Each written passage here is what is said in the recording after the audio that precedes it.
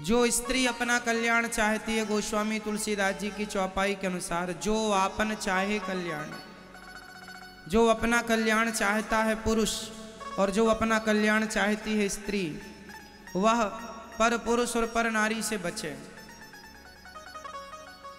इस संसार में सबसे खतरनाक, सबसे बुरा क्या है, सबसे बुरी क्या है, बुरी वस्तु वह क्या है? तो शास्त्र कहते हैं पर स्त्री और पर पुरुष दोनों ही सबसे बुरे हैं।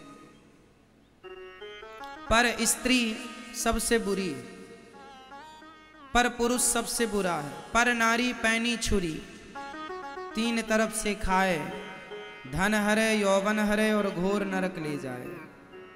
इसलिए वह व्यक्ति अच्छा है जो पराई स्त्री और पराई पुरुष से बचा है। इसलिए आपको भी इस बात का ध्यान रखना चाहिए कि हम किसी पराई स्त्री के चक्कर में बिल्कुल ना पड़ें, किसी पराई पुरुष, किसी पराई पुरुष के चक्कर में ना उलझें, क्योंकि जीवन भर आदमी नाम इज्जत कमाता है और एक जरा सी गलती में वो नाम इज्जत मिट्टी में मिल जाता है। इसलिए स्वाभिमानी जीवन क्या है? स्वाभिमान से जीना है और स्वाभिमान से मरना है। स्वाभिमानी बनो। मर जाना अच्छा है पर अपने चरित्र पर, अन्य गलतियां तो देखो माफ हैं। हमसे कोई गलती हो जाए, कहने में त्रुटि हो जाए, हमने कुछ कहने में त्रुटि कर दी तो वो गलती माफ है, आप माफ कर देंगे, परंतु चरित्र की गलती किसी की माफ नहीं होती। इसलिए आप सबको अपना चरित्र मजबूत रखना चाहिए। मर जाना अच्छा है पर चरित्रहीन होकर समाज में जिंदा रहना अच्छा नहीं है, ऐसी मेरी मान्यता है। चरित्रवान बनो। सबसे बड़ी संपत्ति है चरित्र। रामचरित्र सुनवे को रसिया, राम लखन सीता मन बसिया। राम के चरित्र की ही पूजा होती है। आजकल छोटे छोटे बच्चों को माँ बाप शायद ना समझा पाए, ना सिखा पाए। आजकल लड़की लड़के स्कूल कॉलेज के बहाने ये माँ बाप से दूर हो जाते हैं, अपना अलग रहते हैं, अलग पढ़ते हैं और वहाँ इन्हें किसी से प्यार हो जाता है, प्यार होता है और ये दुष्कर्म कर लेते हैं और अंत में फिर किसी और पुरुष से उसका विवाह हो जाता है। कई बार ऐसा होता है कि लड़की किसी लड़के से प्यार करती है, लड़का किसी लड़की से प्यार करता है। प्यार तो किया और आपने प्यार प्यार में अपने रिश्ते भी बना लिए, लेकिन दुर्भाग्य से आपका विवाह ना हो पाया तो दूसरे के संग आपका विवाह हुआ। फिर वो स्त्री जो ऑलरेडी किसी पुरुष के संग रह चुकी है, अब वो अपने पति के संग रहेगी तो क्या उसे समाज, चलो समाज की छोड़ दो, कोई नहीं देखा, कोई नहीं जानता, फिर भी भगवान तो जान रहे हैं। क्या आप अब अपने आप को पतिव्रता नारी कह पाओगी सारी जिंदगी?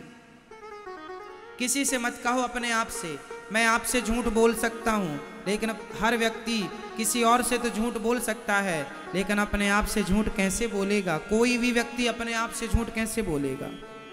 आप जमाने को झूठा बोल सकते हैं कि जी मैं शुद्ध हूं गंगा की तरह, पर आप अपनी आंखों में आंखें डाल के बताइए कि आप ठीक हैं कि नहीं, आप पवित्र हैं कि नहीं। इसलिए हर लड़की को ये बात समझना चाहिए, हर लड़के को ये बात समझना चाहिए कि जब आप किसी की पत्नी बने तो बिल्कुल पतिव्रता नारी ही बने।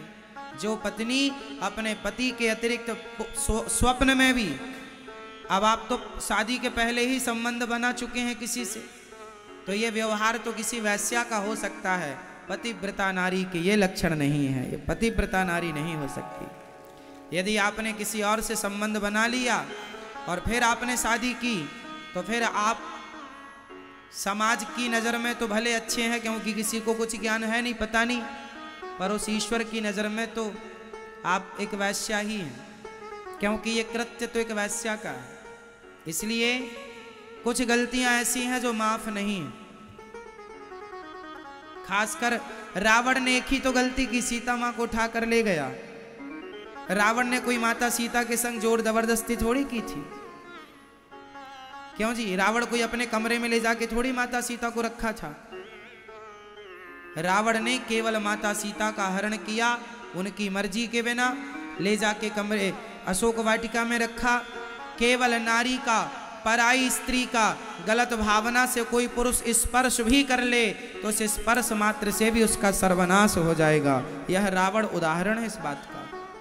पता नहीं लोग क्यों नहीं समझते, क्यों नहीं आप अपने बच्चों को ये शिक्षा देते कि वह चरित्रवान बने। आप अपने बच्चों को चरित्र की शिक्षा जरूर दीजिएगा। हर लड़की का चरित्र मजबूत हो, हर लड़के का चरित्र। पढ़ाई लिखाई करना बुरा नहीं है, पढ़ो, मन लगा के पढ़ो, पर पढ़ाई के नाम पर आप अपना चरित्र बिगाड़ लें, ये कौन सी समझदारी है? कितनी लड़कियां ऐसी हैं, एक लड़का लड़की मेरे पास आए, बोले महाराज जी हम दोनों प्यार करते हैं, शादी करना चाहते हैं। हमने कहा कर लो। बोले हमारी माँ तैयार नहीं है, लड़के ने बोला। मैंने कहा जब माँ तैयार नहीं है तो मत करो शादी, जहाँ माँ बाप कहें वहाँ कर लेना। नहीं महाराज मैं इस लड़की से बहुत प्यार करता हूँ। तो मैंने कहा फिर माँ बाप तैयार नहीं है तो फिर क्या करोगे? लड़के ने कहा मैं इस लड़की के संग तो शादी करूँगा, माँ बाप भले तैयार ना हो, मैं माँ बाप को छोड़ दूंगा। मैंने उस लड़की की तरफ देखा और मैंने कहा बहन देख रही है, जिस माँ बाप ने इसे पाल पोस कर बड़ा किया, जिस माँ ने इसका मलमूत्र धोया है, 9 महीने पेट में रखा है, ये अपनी माँ का सगा ना हो सका जिसने इसे जन्म दिया है, ये तेरा सगा क्या होगा? इसके चक्कर में ना पड़। जो अपने माँ बाप का ना हो सका वो तेरा क्या होगा? लड़कियों को लगता है अरे इसने तो हमारे लिए माँ बाप छोड़ दिए। नहीं, उसने इसलिए छोड़ दिया क्योंकि वो नालायक है, क्योंकि वो जानता नहीं कि माँ का बलिदान कितना श्रेष्ठ होता है बच्चे के लिए। ये लड़की 4 साल से तुम्हें मिली है, 4 साल के प्यार के लिए माँ का 20 साल 25 साल का प्यार छोड़ दिया। बताओ आपका पहला प्यार क्या है?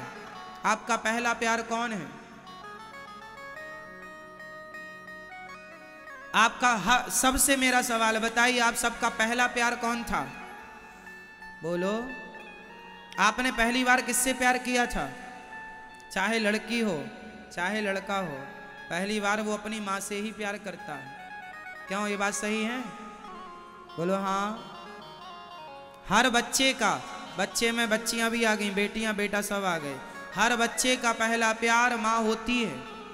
और लोग कहते हैं पहला प्यार भुलाया नहीं जाता, तो कहाँ गए वो लोग जो अपने पहले प्यार को भुला करके किसी लड़की और लड़के के संग भाग गए और अपनी माँ को सदा के लिए छोड़ दिया? तो ये पहले प्यार को ही तो भूल गए। माँ ही पहला प्यार होता है हर बच्चे का, इसलिए अपनी माँ का कभी दिल नहीं दुखाना चाहिए, अपनी माँ का सदा आदर करना चाहिए, सम्मान करना चाहिए। जहाँ माँ बाप कहें कोई लड़का पसंद है आपको, कोई लड़की पसंद है, बता दो। माँ बाप को लगेगा कि योग्य है तो शादी कराएंगे। आपके योग्य नहीं है, आप बेटा वर्तमान की जानते हो, भविष्य बड़ा होता है। शादी, आप तो केवल शादी करना चाहते हो, प्यार करते हैं शादी, केवल शादी ही सब कुछ नहीं होता। शादी के बाद आने वाली जो आपकी संतान है वह कैसी हो, समाज कल को आपको बच्चे, कल आपके बच्चे जब समाज में जाएंगे तो उन्हें क्या सम्मान मिलेगा? अरे इसकी माँ तो भाग के आई थी। आपके बच्चों को भी ताना सुनना पड़ेगा, तेरी माँ तो भाग के आई थी, भाग के तेरी माँ ने शादी की थी, तेरे पापा तो भाग के शादी किए थे, माँ कोई और है पिता कोई और है, ये तो वर्ण संकरी है। समाज में सम्मान नहीं मिलता ऐसे लोगों को, इसलिए आप श्रेष्ठ बने। जात समाज से भी श्रेष्ठ हो, कर्म से भी श्रेष्ठ हो, श्रेष्ठ बने सब प्रकार से। किसान खेत में बीज बोता है ना, समझिएगा, किसान खेत में बीज बोता है तो जो फसल स्वयं काटता है वो बीज नहीं बोता, सोसाइटी से अच्छी क्वालिटी का बीज लाता है किसान और फिर खेतों में बोता है, क्योंकि जितना अच्छा बीज बोएगा उतनी अच्छी फसल आएगी। बस यही है, माँ बाप जितने संस्कारी होंगे उतने अच्छे संस्कार का पुत्र पैदा होगा। माँ बाप वही है, एक खेत है, एक बीज है, और फिर फसल है संतान। फसल कौन है? फसल कौन है? संतान। अब आप जैसे होंगे फसल वैसी होगी। कई बच्चे बिगड़ जाते हैं, क्यों बिगड़ गए? क्योंकि कहीं ना कहीं गलती माँ बाप की है। बच्चों के बिगड़ने में गलती किसकी? आप लोग तो एक ही गाना गाती हो, महाराज हमारा बेटा सुनता नहीं है। यदि आपका बेटा नहीं सुनता तो आप असफल माँ बाप हो। आपका बेटा आपके कहने पर नहीं चलता सही रास्ते पर तो आप असफल माँ बाप हो। अरे एक मदारी भी बंदर को वश में कर लेता है, बोलो हाँ या ना? एक मदारी भी बंदर को वश में कर लेता है। सर्कस का मालिक शेर को वश में कर लेता है, हाथी को वश में कर लेता है। जब हाथी, शेर और बंदर को वश में किया जा सकता है तो तुम कैसे माँ बाप हो अपने बच्चों को अपने वश में ना कर पाए? इसका मतलब आप असफल माँ बाप हैं। यदि आप ये कहते हैं कि महाराज मेरा बेटा मेरी नहीं सुनता, तो ये आपकी कोई उपलब्धि नहीं है। आपको ये आपकी हार है, नाकामी है, आपकी अज्ञानता है। आपने अपने बच्चों को वो संस्कार दिए नहीं जो आप देना चाहिए था आपको।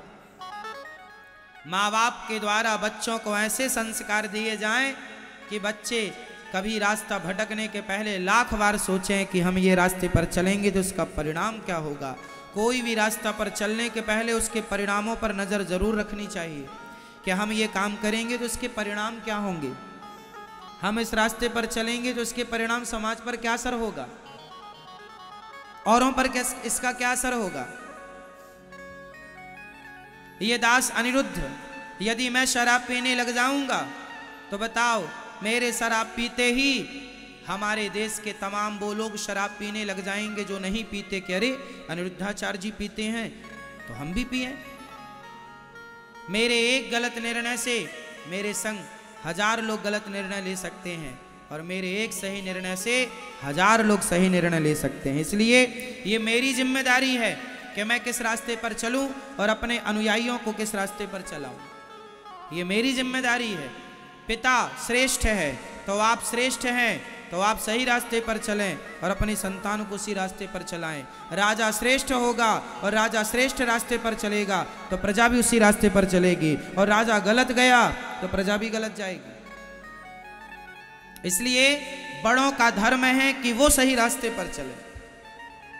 अब बड़े बड़े लोग जुआ खेलते हैं, बड़े बड़े लोग शराब पीते हैं, तो बच्चों का क्या दोष है? बोलो। इसलिए आप शराब पिएंगे तो आप अपने बच्चों को कैसे, किस मुंह से कहेंगे कि बेटा तुम शराब ना पीना? मैं आज आपको कह सकता हूं कि आप लोग शराब ना पिया करो। क्यों? क्योंकि मैंने आज तक शराब का स्पर्श नहीं किया, इसलिए कह रहा हूं। आप खुद शराब पीते हो, बाप शराब पीता हो और बेटे से कहे बेटा शराब ना पीना, तो क्या बेटे की बात, बाप की बात बेटा सुनेगा? बेटा तुरंत पलट के जवाब देगा पहले तुम तो सुधर जाओ। समाज को सही रास्ता वही दिखा सकता है जो खुद सही रास्ते पर चलता हो। जो खुद गलत रास्ते पर है वो समाज का सच्चा मार्गदर्शक नहीं हो सकता। इसलिए मार्गदर्शक की परम जिम्मेदारी है कि आप सही रास्ते पर चलें, और घर का मार्गदर्शक होता है पिता और माता। बच्चों का मार्गदर्शक कौन होता है? जोर से, जोर से, माता पिता। तो माता पिता जिस रास्ते पर चलेंगे संतान उसी रास्ते पर चलेगी। इसलिए आप शराब पीने के पहले 1000 बार सोचिएगा कि आपके शराब पीने का आपके बच्चों पर क्या प्रभाव पड़ता है, क्या पड़ेगा। आप मांस खाने के पहले 1000 बार सोचिएगा कि आपके मांस खाने के दुष्परिणाम क्या होंगे आपके बच्चों पर। क्या ये मांस खाना, शराब पीना क्या ये सही है? क्या झूठ बोलना, निंदा करना, चुगली करना, ठगना, लोगों को लूटना, क्या ये सही है? ये निर्णय आपको करने हैं। और यही रास्ते जो आप आज अपना रहे हैं, हो ना हो कल इसी रास्ते पर आपकी संतान चलेगी। 100 में से 90% बच्चे अपने माँ बाप के रास्ते पर ही चलते हैं, सिर्फ 10% बच्चे रास्ता चेंज करते हैं। आप इस बात को मानते हैं कि नहीं? बोलो हाँ या ना, जोर से। लगभग डॉक्टर का बेटा डॉक्टर, एडवोकेट का बेटा एडवोकेट, जज अपने बेटे को जज ही बनाना चाहेगा। मतलब हर फील्ड का आदमी श्रेष्ठ बनकर के अपने बच्चे को भी, संतान को भी वही बनाना चाहता है। 90% सफल भी हैं, ओनली 10% अलग ट्रैक पकड़ लेते, अलग रास्ता। तो पहले आप श्रेष्ठ बनो, फिर उसी श्रेष्ठ रास्ते पर अपने बच्चों को चलाओ। यही एक माँ बाप की उपलब्धि है। श्रेष्ठ माँ बाप वो नहीं है जो बच्चों को पैदा करके छोड़ दें, जाओ बेटा मुंह मारो कहीं भी। ये तो सुअरों का काम है। सुअर अपनी औलाद पैदा करके, बच्चे पैदा करके छोड़ देता है, जाओ जहां जिस नाली में मन करे वहां जाके कूदो। एक पिता का धर्म क्या है? बच्चे पैदा करके छोड़ देना, बेटियों को पैदा करके छोड़ देना, जाओ कहीं भी मुंह मारो ना। माँ बाप का धर्म है कि आप अपने बच्चों को श्रेष्ठतम पुत्र बनाएं, श्रेष्ठ संस्कार दें। इस आप घर में क्या खाते हैं? अच्छे से अच्छा खाने की कोशिश करते हैं? बोलो हाँ। आप सबसे हेल्दी खाने की कोशिश करते हैं, अपने बच्चों को आप सबसे अच्छे से अच्छा खवाते हैं, हाँ या ना? बोलो हाँ या ना।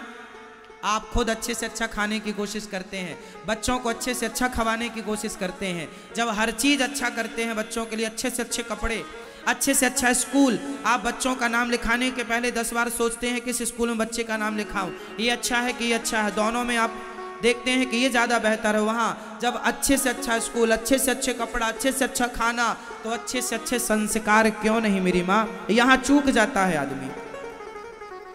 स्कूल तो अच्छे से अच्छा है, कपड़े तो अच्छे से अच्छे हैं, खाना पीना अच्छे से अच्छा, पर संस्कार अच्छे से अच्छा नहीं होता। यहाँ मार खा जाता है, मार खा जाते हैं माँ बाप। इसलिए आपको सफल माँ बाप बनना है, और सफल माँ बाप वही है जिनके बच्चे चरित्रवान हैं। आपका बच्चा भले एक क्लास कम पढ़ा हो, भले एक डिग्री कम हो, पर चरित्रवान है तो आपका बच्चा ही श्रेष्ठ है।